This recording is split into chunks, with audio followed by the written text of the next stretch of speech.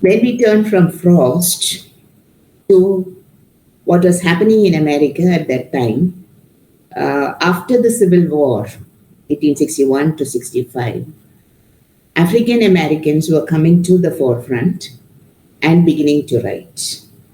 And one of the key names that we have in African American poetry is that of Langston Hughes, whose poem, I Too Sing America, is very significant. This is a poem where he says, I too sing America, I'm the darker brother. They sent me to eat in the kitchen when company comes, but I laugh and eat well and grow strong. Tomorrow I will be at the table. When company comes, nobody will dare say to me, eat in the kitchen. Then, besides, they will see how beautiful I am and be ashamed. I too am America. So this is the voice of the African American who at one time had been totally oppressed and sold in slave markets and been confined to the periphery of society and was being used by the white masters to work in their plantations. So the liberation movement or the Harlem Renaissance, soon after the liberation movement, also began to realize and to sing of themselves. Now, Langston Hughes is very significant in American poetry because it is not just that he sings about himself as that I too sing America and the darker brother. And later Toni Morrison was to say, black is beautiful.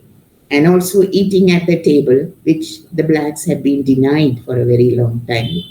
And through the civil wars, they had gained their freedom and began to eat, not in the kitchen, as Langston Hughes says, but I will be at the table. Tomorrow, I will be at the table. This is a poem by Langston Hughes, which particularly refers to what we would call the blues. The blues is a musical band, and the blues is what you would say was rooted in African in the African music and in African lives. The beat of the tune of the blues is very significant as you read through this poem. Yeah, just listen to this, which says, droning a drowsy syncopated tune, rocking back and forth to a mellow croon, I heard a Negro play. Down on Lenox Avenue the other night, by the pale, dull pallor of an old gaslight. He did a lazy sway to the tune of those weary blues. With his ebony hands on each ivory king, he made that poor piano moan with melody. Oh, blues, swaying to and fro on his rickety stool, he played that sad, draggy tune like a musical fool. Sweet blues coming from a black man's soul. Oh, blues. To see how the thoughts and imagination changes as we move from one poet to another.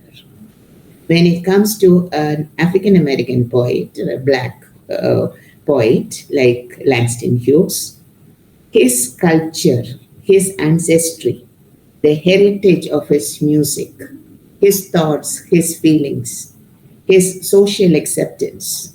Now all these become, embedded and become intricately woven into the lines and the thoughts that he puts forth for the reader. So reading a poem like the Weary Blues would become meaningless if we do not immediately set it against the culture of the African Americans, because it is part of their drumbeat. It is part of so-called that poor piano moan with melody. And we know that the piano was often associated with the elite and the white. For the African Americans, it was the drumming, the rocking back and forth. It's like the swaying to the dance on a rickety stool. So culture is something that gets it's something that gets webbed into the thoughts of poets. And the routing or the biography, the life of a poet goes a long way in establishing his thoughts and concerns. The poem goes like that, where he goes on to say, I heard that Negro sing that old piano moan, ain't got nobody in all this world, ain't got nobody but myself, it going to quit my frowning and put my troubles on the shelves. So it's a kind of repetitive song, and you find the poet trying to bring the beat of the blues into his poems. Now, Khalil Gibran is a poet. He is a Lebanese American and often suggested to be sometimes called just an Arab American poet. Gibran was also a poet who soars deep into his heart in order to give what he has received deep down in his soul. A little spiritual, not a little, but very much spiritual compared to, say, Frost, who was a poet of the soil and the land. Frost was at one time a farmer as well, so maybe that is why he has his concerns with that. But when we come to Khalil Gibran, here is a poet whose spirituality is a part of what he writes. And because of that, we find the way he writes, the free verse that he uses, sometimes not just what we would call the concept, conventional notion of poetry, but in a more prosaic language, it becomes poetry. Very different from what Langston Hughes writes. So if you look at the long stretch of modern American poetry, you find that at different points of different periods in time, and depending on the heritage and the culture of the writer, the voice and the thoughts and the rootings of the writer constantly keep changing. And that is America, the multicultural matrix of America, where there are different cultures. And here is a very famous Lebanese American writer. He has a poem which is called A Poet's Voice, and he numbers it as 15. Very interestingly, this is what he says. The power of charity sows deep in my heart, and I reap and gather the wheat in bundles and give them to the hungry. So there is a rhythmical pattern within the lines. Deep in my heart, and I reap and gather the wheat in bundles and give them to the hungry. My soul gives life to the grapevine, and I press its bunches, and I give the juice to the thirsty. So you give food and instead of water, grape wine to those who are hungry. And he says, heaven fills my lamp with oil, and I place it at my window to direct the stranger through the dark. I do all these things because I live in them. And if destiny should tie my hands and prevent me from so doing, then death would be my only desire. For I am a poet, and if I cannot give, I shall refuse to receive. Humanity rages like a tempest, but I sigh in silence, for I know the storm must pass away while a sigh goes to God. A little spiritual and trying to address the poor. And it's a kind of poetry where you begin to see a poet thinking about the ways in which he can, in fact, help his less fortunate brothers and sisters. And because of this quality in his poetry, Khalil Gibran has always been referred to as a spiritual philosophical poet. When we move from this kind of writing in the 50s and 60s, suddenly we have a different kind of poetry, which has come to be known as confessional poetry. And the exponents of confessional poetry are Robert Lowell, Anne Sexton, Sylvia Plath, Allen Ginsberg. And this is what the confessional school is all about. Now, Lowell was an intellectual, and Sylvia Plath and Anne Sexton and Allen Ginsberg, together with Lowell, formed a group, and they talked about how poetry should become a subjective exposition of the self, how poetry should dwell deep into personal experiences.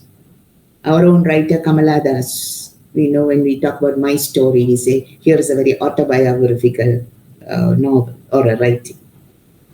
This is confessional because you are confessing what perhaps has not been confessed to anyone else, but you put it in writing. Interestingly enough, Anne Sexton had bouts of depression, and when she met her doctor, one of the medicines that he prescribed was writing whatever came to her mind, because that was a kind of expiation of the self and from depression and thoughts, to put it in paper so that you don't talk to somebody, but rather a confessional poetry attempts to look deep down into thoughts. Robert Lowell, in the poem Day by Day, in 1977, wrote an epilogue, and this is what he said about his own writing. But sometimes everything I write, with the threadbare art of my eye, seems a snapshot, lurid, rapid, garish, grouped, heightened from life, yet paralyzed by fact. All's misalliance, yet why not say what happened? Why not say what happens to one? It all looks garish. It looks so, squeamish. It looks so lurid, and it's so paralyzed by the factual thoughts. It is all, there is no symphony to it. It's all a misalliance. It's something that is so complex. And that is what the human mind is. Your own minds. Can you control your minds, thoughts of your minds? And the way it travels in its own directions. And when you become a confessional, or when you try to become part of confessional poetry, and when we read this kind of confessional poetry, they're giving us this direction that don't look for linearity, don't look for logicality of thought, but allow yourself to be drawn into the vortex of a complexity of thoughts. That is what we have in writers like Robert Lowell and especially Sylvia Plath. Lady Lazarus, a very popular poem of Sylvia Plath, where she talks about her own death. In early American poetry, we know Emily Dickinson was one of the poets who constantly played around with the concept of death. And we know that Emily Dickinson played with time and death so profoundly, not because she loved it, but because she feared it. The fear of death perhaps gets translated in Lady Lazarus also in the playful tone with which she talks about her own death. And if you go by Sylvia Plath's autobiography, we know that her own personal life, she tried to commit suicide many times. She was also she also had mental problems, and she finally committed suicide. A woman writer who tries to pose herself as Lady Lazarus, and we know that Lazarus came out of the grave. Here is a Lady Lazarus, and she's trying to bring in the biblical context as well to suggest that woman is also part of this resurfacing in life. This is the way, and very playfully she says, I have done it again. 1 year in every 10, I manage it. A sort of walking miracle, my skin, bright as a Nazi lampshade, my right foot a paperweight, my face a featureless, fine Jew linen. So relating it to the Jewish context, the Nazi massacres, and her own distant relationship with the Nazi, because the Nazi camp, her mother was from Austria. So you find biography plays a large role in some of these points. And the last lines of the poem Lady Lazarus, which reads, "Out of the ash I rise with my red hair, and I eat men like air." Feminism comes in. Her, not distaste, but distrust of men is reflected here, and her anger against the male society. It says, "I will not go away like that, but out of the ash I rise with like a phoenix with my red hair, and I will eat men like air." So look at the image that is used there of the ash, the red hair, and the air. The air is something that is colorless. The redness of the hair, because of the flames in which he has been consumed, the red flames, and the ash, that is the smothering down of the redness of the flames. So you get as you read these poems, and you analyze these poems, and one of the things I would like to tell my hearers here at this platform is that every poem should be read not just for its meaning or for its theme. Every reader should interact with each word that is used there, because as I said at the beginning of my talk, there is a crystallization of thoughts in the images, or in the crystallization of emotions, in the metaphors, the colors, and the words that are chosen. So don't make cursory readings of poetry, because poetry is not for cursory reading. Poetry is for really intense reading. And as she says, dying is an art like everything else. I do it exceptionally well. How can you die as an art? And reflects again Emily Dickinson's poems, "Safe in their alabaster chambers sleep the meek members." The alabaster chambers are the graves in which they sleep. And Sexton also we find, as I said earlier, she was also susceptible to depressions, and she published a book itself, which was titled "To Bedlam and Partway Back." Bedlam, as you know, reference to the mental hospitals. And "All My Pretty Ones," which she published in 1962, with musical rhythms and striking imagery, appealed to the American public. And "Live or Die," which was a fictionalized account of her recovery from mental illness, and which was awarded the Pulitzer Prize. But just read the last line there, where it says, "A woman like that is not ashamed to die. I have been her kind." The poem is titled "Her Kind," and like Sylvia Plath's poem, it talks about the red hair. You have the haunting, the black air, but like a possessed witch, brave at night and dreaming evil. I have done my hitch over the plain houses light by light. Lonely thing, 12-fingered out of mind. A woman like that is not a woman, quite. I have been her kind. In other words, I'm suggesting that the framework in which society sees a woman is not the woman, but the woman is someone who breaks those fetters that society has imposed on her. So the real woman is the woman who, in her thoughts and in her feelings, tries to understand herself. All these points, I would say, in this early phase of feminism, there is an attempt with the women poets to understand themselves, what they are as women, whether they are just puppets of a society that dictates what they should do, or they have a soul of themselves, a mind of themselves.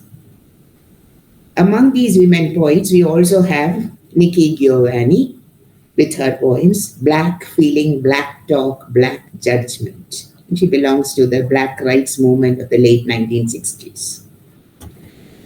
Writing is, as she says, what I do to justify the air I breathe. I have been considered as a writer who writes from rage, and it confuses me. So a poem has to say something. It has to make some sort of sense. It has to be lyrical and still be able to read by whatever, to be read by whatever reader is kind enough to pick up the book. So from a Black point of view, we have Nikki Rosa talking about her childhood and trying to tell us that I really hope no white person ever has cause to write about me. And this was a movement which was suggestive of the fact that only a Black or an African American can write about an African American woman, an African American's experiences.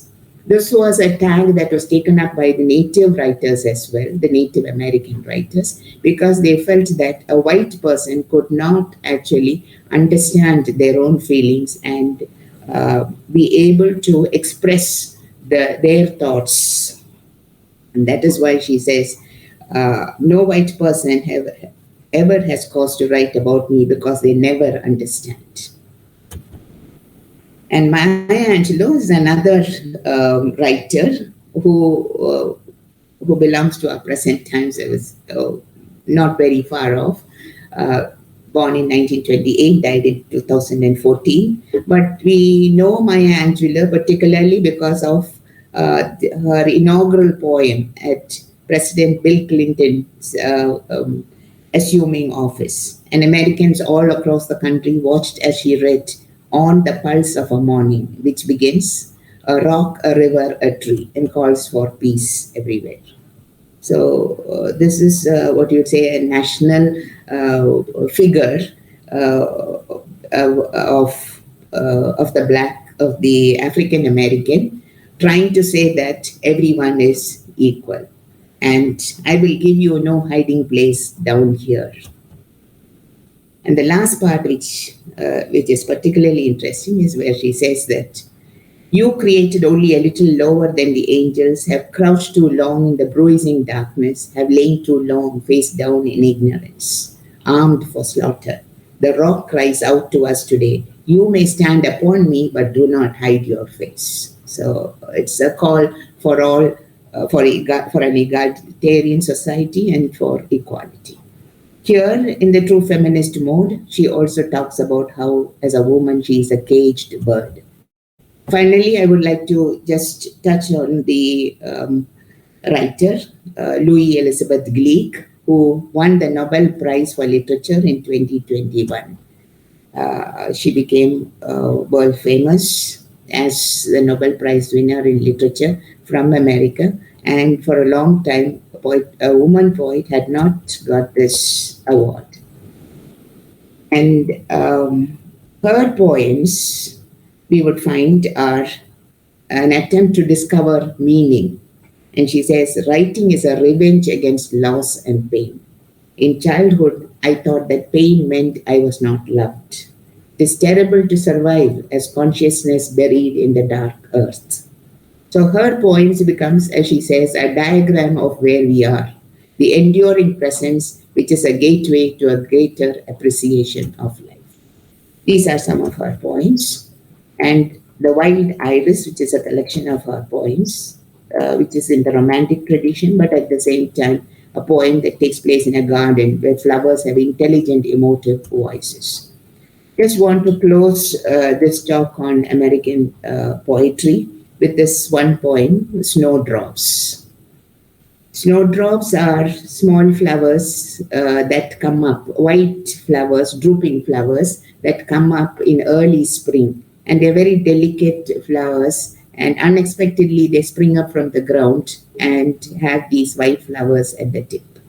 Among the grass, they come up, and it's like spotting of snow. It's like snow spotting all over the lawn.